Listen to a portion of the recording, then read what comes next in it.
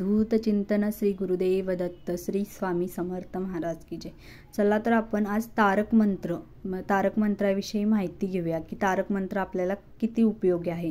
तर बघा, तारक मंत्र हा श्री स्वामी समर्थांचा मंत्र भिकाऱ्यालाही श्रीमंत बनवतो, म्हणजे सर्व इच्छा आपल्या पूर्ण होतात। मग त्या बघा कसा तारक मंत्र कसा म्हणायचा हे मी तुम्हाला सांगते।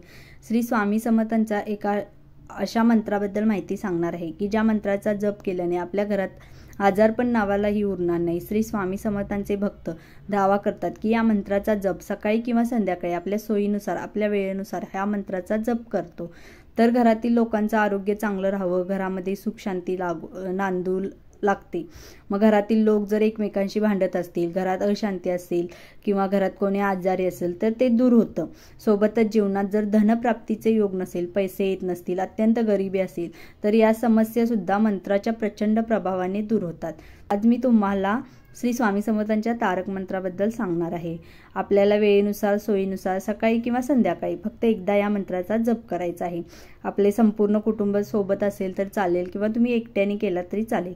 श्री स्वामी समर्थांचा फोटो मूर्ती ही आपण समोर ठेवावी, म्हणजे आपल्या देवघरात असतेच त्यामुळे आपले समोर ठेवली तरी चालते किंवा सेपरेट त्याची पूजा करून जरी केलं तरी चालतं। सकाळी किंवा संध्याकाळी हा तारक मंत्र एक वेळा म्हणायचं आहे आपल्याला आणि जप करायचं आहे। जप करण्यापूर्वी बघा, एक अगरबत्ती लावायची आहे, एक दिवा लावायचा, सोबत एक तांब्याभर किंवा एक ग्लासभर पाणी श्री स्वामी समर्थांच्या चरणी ठेवावं। म्हणजे जो आपण फोटो पुजतोय त्याच्या समोर एक ग्लासभर पाणी ठेवायचं। त्यानंतर फक्त एक वेळा श्री स्वामी समर्थांचा तारक मंत्र म्हणायचा। निशंक हो, निर्भय हो म्हणणारे प्रचंड स्वामी पाठीशी रे।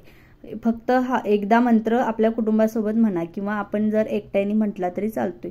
मग त्या ग्लासवर आपण हात ठेवायचा आहे, उजवा हात ठेवून आपल्याला हा मंत्र म्हणायचा आहे। मग त्यानंतर तुम्हाला स्वामी समर्थांचा पण 108 वेळा श्री स्वामी समर्थ हा मंत्र म्हणायचा आहे। त्यानंतर अगरबत्तीतून जी काही राख किंवा भस्म खाली पडते आपल्या घरातील प्रत्येकाच्या कपाळी लावायचे आहे। त्यानंतर जे पाणी आपण स्वामींच्या चरणी ठेवलं होते प्रसाद म्हणून आपण प्रत्येकाला थोडं थोडं द्यायचं आहे आणि ते प्यायचं आहे। तर दररोज नित्य नियमाने जर आपण अशा प्रकारे स्वामी समर्थांचा तारक मंत्राचा जप केला तर घरामध्ये अद्भुत बदल होतात।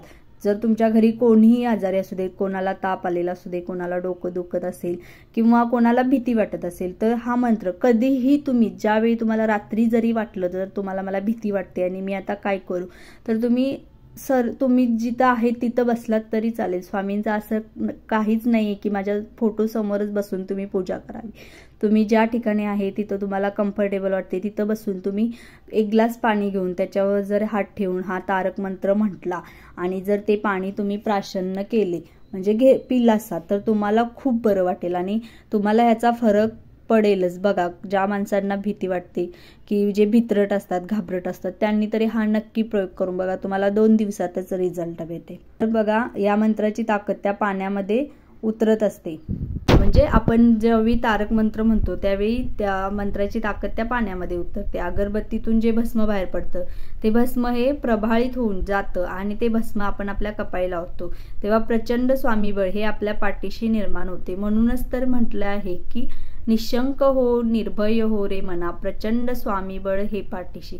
त्याच्यामुळे तुम्ही नक्की ह्या तारक मंत्राचा उपयोग करून बघा। श्री स्वामी समर्थ।